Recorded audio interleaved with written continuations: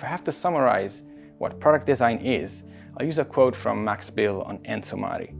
Product design is thinking creatively and solving logically. And mastering this balance is what we'll be working on throughout this course together.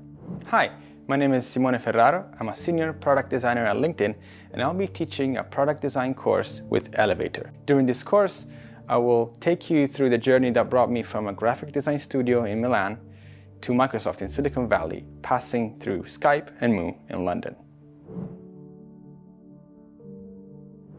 This course is aimed at anybody that has a design background, whether you recently graduated or you're working in other design disciplines and want to pivot your career. This course will teach you how to be a product designer with a clear vision of what will be expected from you, and more importantly, of what you'll have to expect from the companies or clients you'll be working for.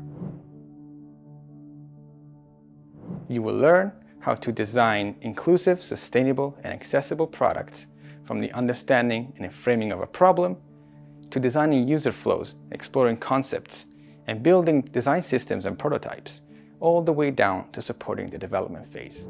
At the end of this course, you will have a comprehensive case study that you can add to your portfolio, on which we'll have worked throughout the assignments. I'm really excited to meet you, and I'm looking forward to see you in class.